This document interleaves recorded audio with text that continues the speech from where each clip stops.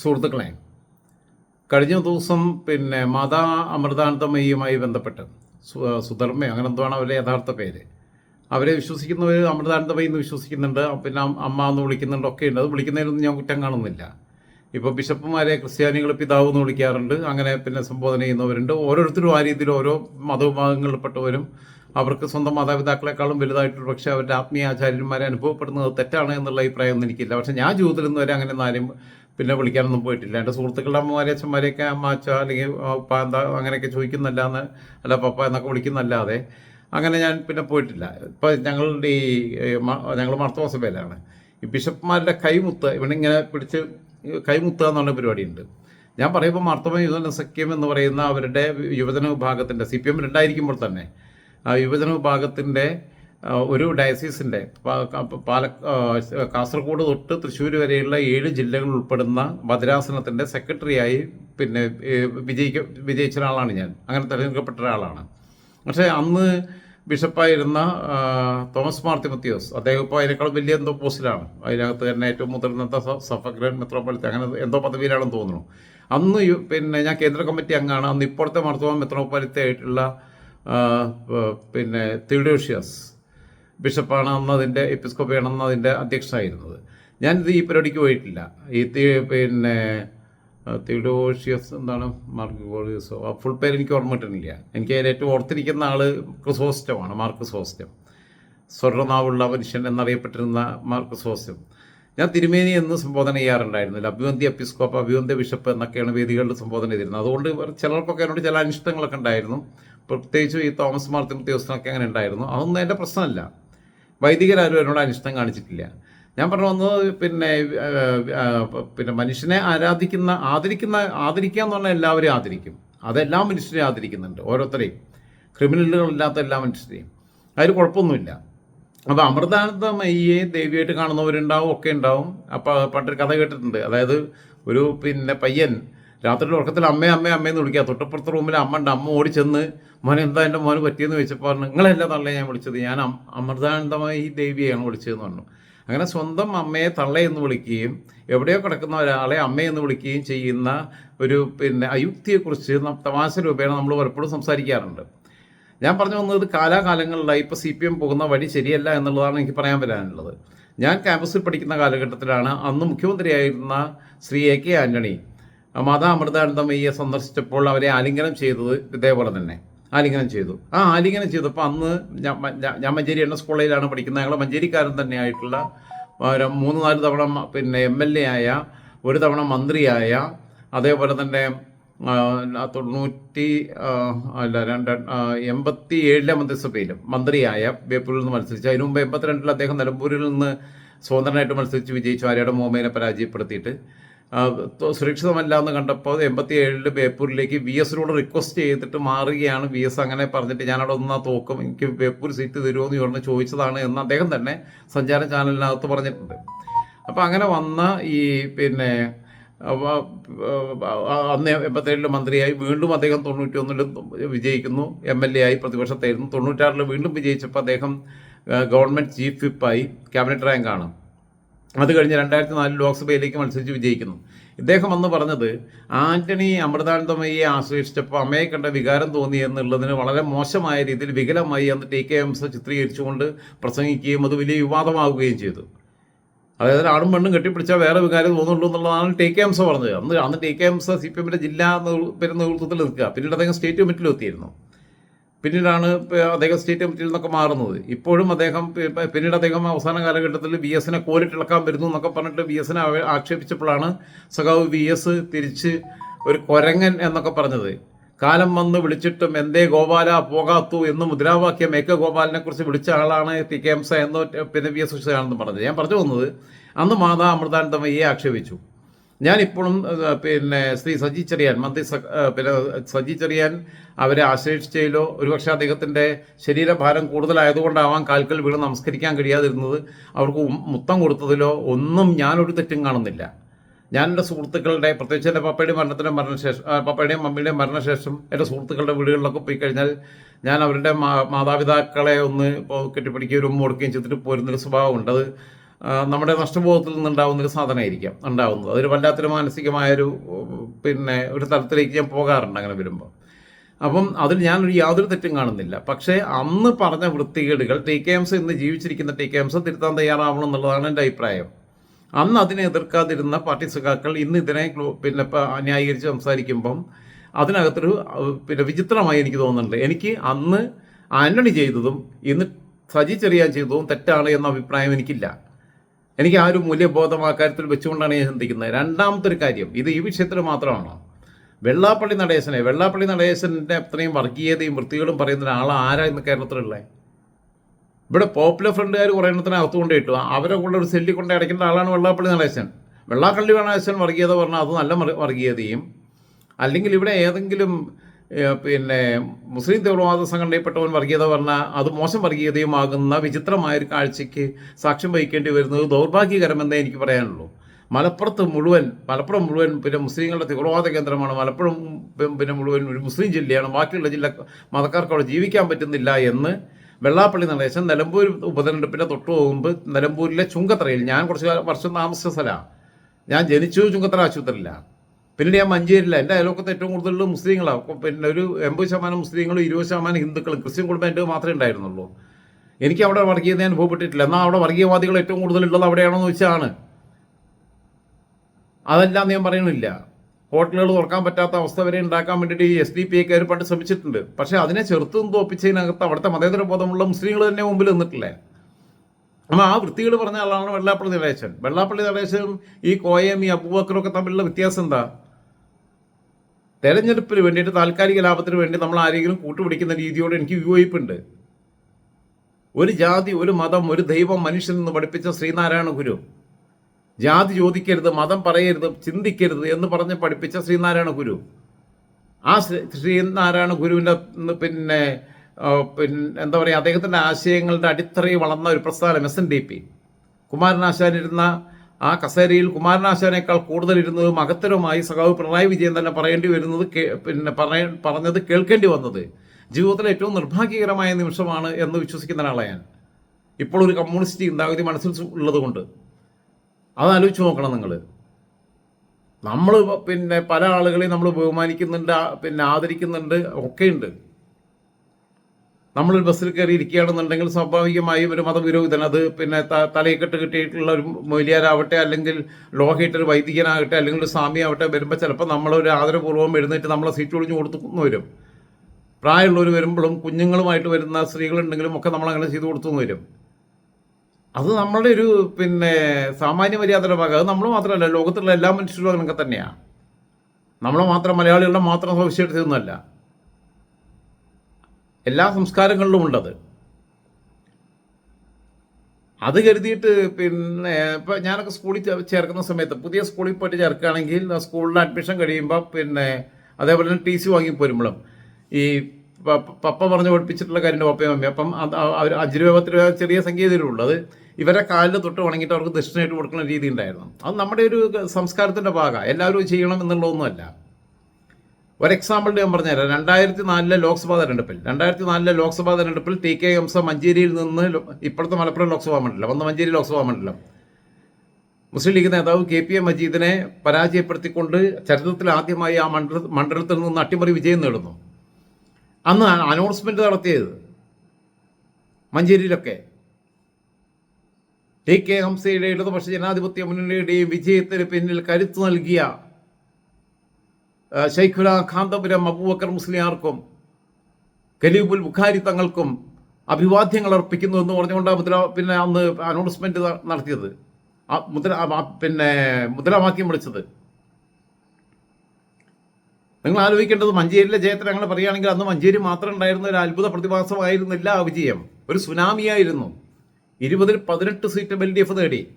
UDFന് ഒറ്റ സീറ്റാണ് കിട്ടിയത്. പൊന്നാനി മണ്ഡലം മാത്രം അവർക്ക് നിലനിർത്താൻ പറ്റി മുസ്ലിം ലീഗിന്. കോൺഗ്രസിന് ഒറ്റ സീറ്റും കേരളത്തിൽ ഉണ്ടായിരുന്നില്ല. പിന്നെ അന്ന് പഴയ മൂവാറ്റുപുഴ ലോക്സഭാ മണ്ഡലം ഇപ്പോൾ കോട്ടയാണ്.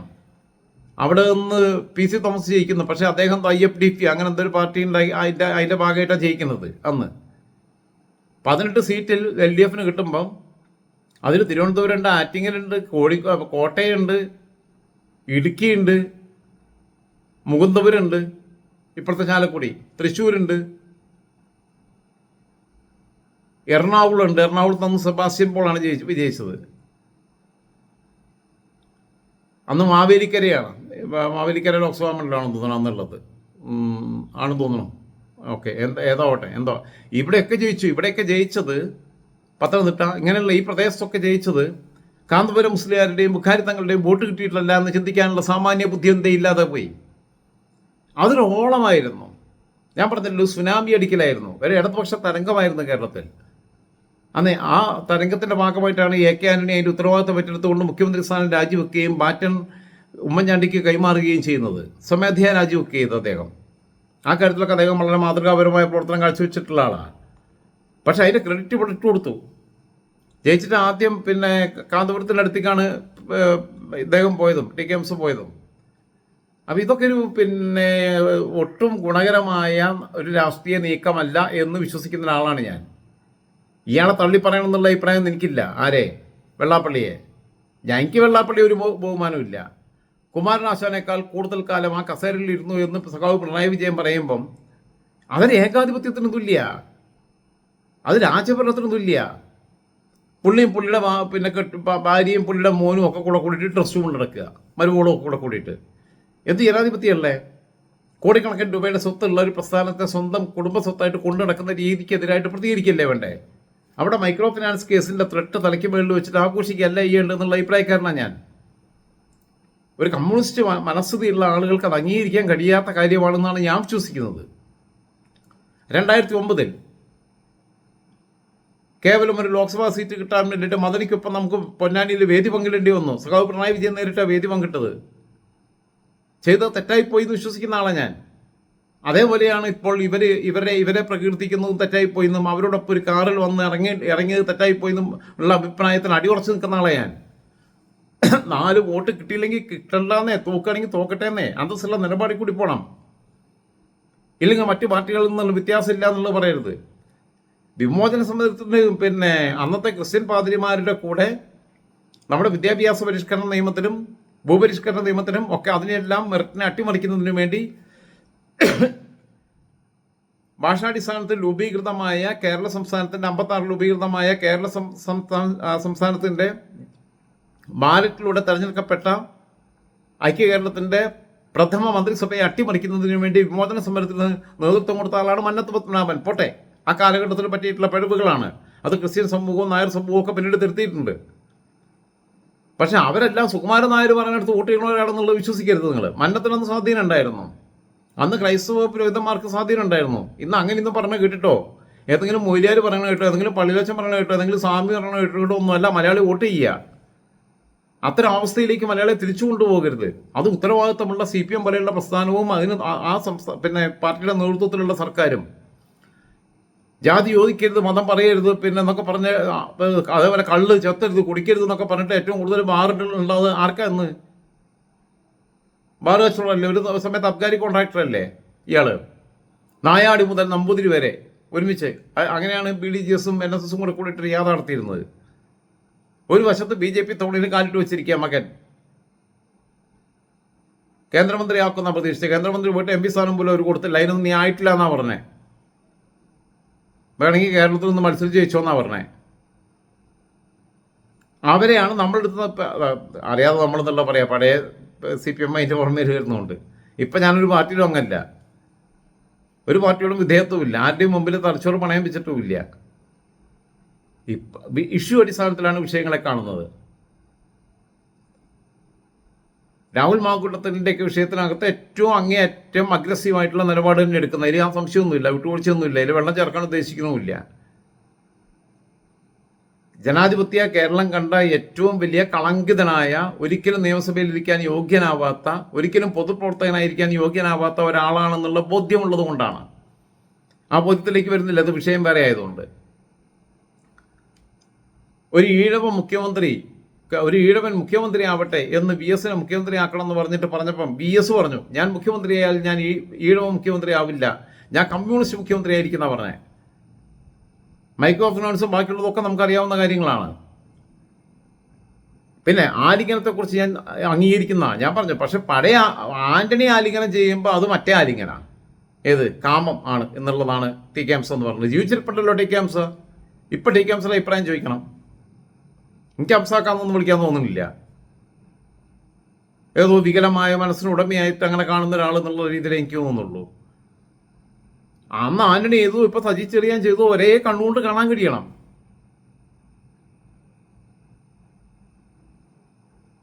അല്ലാതെ നമ്മളിട്ട ബർമുട മറ്റോട്ട ട്രൗസർ എന്ന് പറയുന്ന ആ രീതി അത് ശരിയല്ല. ആലിംഗനത്തിന് ഒരു മനുഷ്യനെ പിന്നെ ഏറ്റവും കൂടുതൽ മറ്റൊരു മനുഷ്യനോട് സ്നേഹം പ്രകടിപ്പിക്കാൻ പറ്റുന്ന ആലിംഗനത്തിൽ കൂടി തന്നെ ഹഗ്ഗിങ് എന്ന് പറയുന്ന സംഭവം തന്നെയാണ്. ഹഗ് ചെയ്യുക, പ്രത്യേകിച്ച് മുസ്ലിം സൊസൈറ്റിയുടെ ഇടയിൽ അത് പ്രത്യേകിച്ച് അറബികൾ അല്ലെങ്കിൽ പാകിസ്ഥാനികളൊക്കെ തമ്മിൽ കണ്ടു കഴിഞ്ഞാൽ അവരിങ്ങനെ ആലിംഗനം ചെയ്യാന്ന് പറഞ്ഞു കഴിഞ്ഞാൽ തലയിങ്ങനെ 3 പ്രാവശ്യം അങ്ങോട്ടും ഇങ്ങോട്ടുമായിട്ട് ആ ഒരു സ്നേഹപ്രകടനമാണ് ആലിംഗനം, ചേർത്ത് പിടിക്കലാണത്. ഏതൊരാശ്വാസവാക്കിലിനേക്കാളും വലുതാണ് ഒരു തലോടൽ, ഒരു തഴുകൽ, ഒരു ആലിംഗനം എന്ന് ഞാൻ മുമ്പും പറഞ്ഞിട്ടുണ്ട്. എന്തായിരുന്നാലും വെള്ളാപ്പള്ളി നടരാജൻ്റെയും സുകുമാരൻ നായരുടെയും ഒക്കെ ജീവചരിത്രം വേടൻ്റെ പിന്നെ ചരിത്രം എന്തായാലും സിലബസിൽ ഉൾപ്പെടുത്തിയതുപോലെ അതൊക്കെ യൂണിവേഴ്സിറ്റി തലത്തിലും സ്കൂൾ തലത്തിലും സിലബസിൽ ഉൾപ്പെടുത്താൻ കൂടി ഇനി വൈകിക്കരുത് എന്നാണ് എനിക്ക് പിന്നെ സംസ്ഥാന സർക്കാരിനോട് അഭ്യർത്ഥിക്കാനുള്ളത്. കാരണം പഠിക്കേണ്ടതാണേ. ശ്രീനാരായണ ഗുരുവിനെയും സ്വാമി വിവേകാനന്ദനെയൊന്നും പഠിപ്പിക്കേണ്ട. കേരളം ഭ്രാന്താലയമാണെന്ന് അന്ന് വിവേകാനന്ദൻ പറഞ്ഞെങ്കിൽ ഇപ്പം വിവേകാനന്ദൻ കേരളത്തിലേക്ക് വരികയല്ല ജീവിച്ചിരിക്കുകയാണെങ്കിൽ. അവിടെ നിന്ന് 1 ഇഞ്ച് പോലും നമ്മൾ മുന്നോട്ട് പോയിട്ടില്ല എന്ന് മാത്രമല്ല അതിൽ നിന്ന് നമ്മൾ ചരിത്രത്തിൻ്റെ ഇരുണ്ട ഇടനാടികളിലേക്ക് തിരിഞ്ഞു നടക്കുകയാണെന്നുള്ള ആക്ഷേപം എനിക്ക് പറയാനുള്ളത്. പെരുന്നാപ്പോപ്പിനെയൊക്കെ എടുത്ത് തലയിലെടുത്ത് വെച്ച് നടക്കുക. അയാളുടെ സർട്ടിഫിക്കറ്റ് അയാൾ പറഞ്ഞ നായന്മാർ വോട്ട് ചെയ്യുന്നിരുന്നുണ്ടോ? ഞാൻ മുമ്പൊരിക്കൽ പറഞ്ഞിട്ടുണ്ട്, ഈ 2 എണ്ണത്തിൻ്റെ വീട്ടിലെ പട്ടികൾക്ക് വോട്ടുണ്ടെങ്കിൽ ആ പട്ടി പോലും പറഞ്ഞാൽ വോട്ട് ചെയ്യില്ല. പിന്നെ നായർ സമുദായത്തിലും ഈഴവ സമുദായത്തിലൊക്കെ ഉള്ള പലരും ഇവർക്ക് വിദ്യാഭ്യാസ സ്ഥാപനങ്ങൾ അതുമായി ബന്ധപ്പെട്ട അനുബന്ധ സ്ഥാപനങ്ങളൊക്കെ ഉള്ളതുകൊണ്ടും പല ജോലി ബാക്കിയുള്ള കാര്യങ്ങളെന്നൊക്കെയുള്ള രീതിയിൽ SNDPയുടെ ശാഖായോഗത്തിന് പോകും, NSSൻ്റെ കരയോഗത്തിന് പോകും, താലൂക്ക് യൂണിയനിൽ പോകും, അങ്ങനെയൊക്കെ പോകുമെന്നുള്ളതേ ഉള്ളൂ. അതൊരു സ്ഥാപനവൽക്കരണത്തിൻ്റെ ഭാഗമായിട്ടാണ്. അത് ക്രിസ്ത്യൻ സഭകൾക്കകത്തും അങ്ങനെ തന്നെയാണ്, ഇസ്ലാമിക സമൂഹങ്ങൾക്കകത്തും അങ്ങനെ തന്നെയുണ്ട്. ഒരു പള്ളിയിലച്ഛൻ എന്ന് പറഞ്ഞു കഴിഞ്ഞാൽ അദ്ദേഹം പണ്ട് വൈദികരാണെങ്കിൽ ഇപ്പോൾ ഒരു സ്കൂളിൻ്റെ മാനേജരാണ്, അല്ലെങ്കിൽ കോളേജിൻ്റെ മാനേജറാണ്, അല്ലെങ്കിൽ ആശുപത്രിയുടെ മാനേജറാണ്. ഈ സ്ഥാപനവൽക്കരണം വന്നു കഴിഞ്ഞപ്പോൾ ഇതിനകത്തൊരു കോർപ്പറേറ്റ് സംവിധാനം വന്നു കഴിഞ്ഞു. അത് എല്ലാ മതങ്ങൾക്കകത്തും വന്നിട്ടുണ്ട്, എല്ലാ വിഭാഗങ്ങൾക്കകത്തും വന്നിട്ടുണ്ട്. അതിൻ്റെ ഭാഗമായിട്ടുണ്ടാകുന്ന കുഴപ്പങ്ങളാണ് ഇതൊക്കെ. ഏതായിരുന്നാലും ഉത്തരേന്ത്യയിൽ സ്വാമിമാർ തുണിയെടുക്കാത്ത കുംഭമേള ഉണ്ടല്ലോ, വോട്ട് കിട്ടാൻ വേണ്ടിയിട്ട് ഇനിയിപ്പോൾ കേരളത്തിൽ കുംഭമേള നടത്തുമെന്നുള്ളത് മാത്രമേ എനിക്കിനി കാത്തിരിക്കുന്നത് കാണാനുള്ളൂ. തൽക്കാലം തുണിയെടുക്കാത്തവരെയും ബിക്കിനിട്ടവരെയൊക്കെ കാണണമെന്നുണ്ടെങ്കിൽ കോവളത്ത് കടപ്പുറത്ത് പോയാൽ മതി. ഇനി അതല്ലാതെ കുംഭമേള നടത്തിയിട്ട് അങ്ങനെ കുറച്ച് സ്വാമിമാരെ കൂടി ഇവിടെ കൊണ്ടുവന്നിട്ട് കേരളത്തിൽ പണ്ട് നമ്മൾ ഇൻവെസ്റ്റേഴ്സ് മീറ്റ് നടത്തണമാതിരി കേരളത്തിൽ കുംഭമേള നടത്തുമെന്നുള്ളത് കൗതുകത്തോട് കൂടിയിട്ട് അതിനുവേണ്ടി കാത്തിരിക്കുക ഞാൻ. അപ്പോൾ ഞാൻ പറഞ്ഞു വന്നത്, കമ്മ്യൂണിസ്റ്റ് മൂല്യങ്ങൾ വടിയിൽ ഉപേക്ഷിച്ച് പോയിക്കൊണ്ടൊരു സർക്കാർ പോകരുത്. തോക്കാണെങ്കിൽ തോക്കട്ടെ, ഒരു സീറ്റും ഇല്ലെങ്കിൽ വേണ്ട, നമുക്കൊരു നിലവാരമുണ്ട്, ഒരു നിലപാടുണ്ട് എന്ന ബോധ്യത്തിൽ പോകാൻ കമ്മ്യൂണിസ്റ്റ് പാർട്ടി എന്ന് പറയുന്നൊരു പാർട്ടിക്ക് കഴിയണം. അത് കഴിഞ്ഞില്ലെങ്കിൽ കമ്മ്യൂണിസ്റ്റ് പാർട്ടി എന്ന പേര് ദുരുപയോഗപ്പെടുത്തരുത് എന്നുള്ളതാണ് എനിക്ക് പറയാനുള്ളത്. ഇത് പറയുമ്പോൾ എനിക്കറിയാം പലർക്കും നോവും, പലർക്കും ഇഷ്ടപ്പെടില്ല. അങ്ങനെ സുഖിപ്പിച്ച് വർത്താനം പറഞ്ഞ ശീലമില്ലാത്തതുകൊണ്ടാണ്. എനിക്ക് എൻ്റെ ബോധ്യങ്ങളല്ലേ പറയാൻ പറ്റുള്ളൂ. ഓക്കെ, കള്ളുടിച്ച് നടന്ന സമയത്തൊക്കെ പലതും പറഞ്ഞിട്ടുണ്ടാവും, അതെടുത്തിട്ട് പൊക്കിക്കൊണ്ടിപ്പോൾ നടക്കണവരുണ്ട്. അല്ലാത്ത സമയത്ത് തെളിഞ്ഞ ബുദ്ധിയോടെ പറയുന്ന കാര്യങ്ങൾ ആ തെളിഞ്ഞ ഹൃദയത്തോടെ നിങ്ങൾ സ്വീകരിക്കണമെന്ന് എനിക്ക് അഭ്യർത്ഥിക്കാനേ പറ്റുള്ളൂ, അപേക്ഷിക്കാനേ പറ്റുള്ളൂ. അതല്ലാതെ നിങ്ങൾ അങ്ങനെ തന്നെ എടുത്തോണം, ആ പോസിറ്റീവ് സെൻസിൽ തന്നെ എടുത്തോണം എന്ന് നിർബന്ധം പിടിക്കാൻ എനിക്ക് കഴിയില്ല. കാരണം നിങ്ങൾ നിങ്ങളുടെ വിവേചന അധികാരം ഉപയോഗിച്ച്, നിങ്ങളുടെ ബുദ്ധി ഉപയോഗിച്ചാണ് നിങ്ങൾ കാര്യങ്ങൾ ഗ്രഹിക്കുന്നത്. അങ്ങനെ പിന്നെ നിങ്ങൾ എങ്ങനെ ഗ്രഹിക്കണം എന്ന് നിർബന്ധം പിടിക്കാൻ എനിക്ക് പരിമിതികളുള്ളതുകൊണ്ട് അത് ഞാൻ ശ്രമിക്കുന്നില്ല എന്ന് പറഞ്ഞുകൊണ്ട് ഈ വിഷയത്തിൽ അകത്തുള്ള എൻ്റെ നിലപാട് ഇത് തന്നെയാണ്. ഇത് ആലിംഗനത്തോട്, ആലിംഗനത്തിൻ്റെ രാഷ്ട്രീയത്തോട്, അതിൻ്റെ പിന്നെ മഹത്വത്തോട് അങ്ങേയറ്റം യോജിക്കുമ്പോൾ തന്നെ അവർ ചെയ്താൽ മോശം, ഞങ്ങൾ ചെയ്താൽ ശരിയെന്ന് പറയുകയും ഇമ്മാതിരി വൃത്തികെട്ട വർഗീയത പറയുന്നവന്മാരെ പിന്നെ പറയുന്നവർക്ക് സർക്കാർ സ്പോൺസേർഡ് ആയിട്ടുള്ള സ്പേസ് കൊടുക്കുകയും ചെയ്യുന്ന രീതി, അത് ഏത് മൂല്യാരായാലും, അത് ഏത് ബിഷപ്പായാലും, ഏത് പള്ളിയിലച്ചനായാലും, അത് ഏത് പിന്നെ സ്വാമിയാണെങ്കിലും, അത് ഏത് കള്ളാപ്പള്ളിയാണെങ്കിലും, അത് ഏത് പെരുന്നാപ്പോപ്പാണെങ്കിലും, അത് ഏത് സമുദായ സംഘടനയുടെ നേതാവാണെങ്കിലും, അത് കാന്തപുരാണെങ്കിലും, സമസ്ത വിഭാഗമാണെങ്കിലും, പെന്തിക്കോസ് ആണെങ്കിലും, ഓർത്തഡോക്സ് ആണെങ്കിലും, യാക്കോബയാണെങ്കിലും, മർത്തോമയാണെങ്കിലും, ആർസി ആണെങ്കിലും, മുജാഹിദ് ആണെങ്കിലും, പിന്നെ ഇ കെ സുന്നിയാണെങ്കിലും മറ്റേ ഏത് കുന്താണെങ്കിലും എന്ത് ചപ്പ് ചവറാവട്ടെ യുക്തിവാദിയാണെങ്കിലും അങ്ങനെ പൊക്കിക്കൊണ്ട് നടക്കേണ്ട ആവശ്യമില്ല എന്നുള്ള അഭിപ്രായം പങ്കുവച്ചുകൊണ്ട് തൽക്കാലം അവസാനിപ്പിക്കുന്നു. Good morning.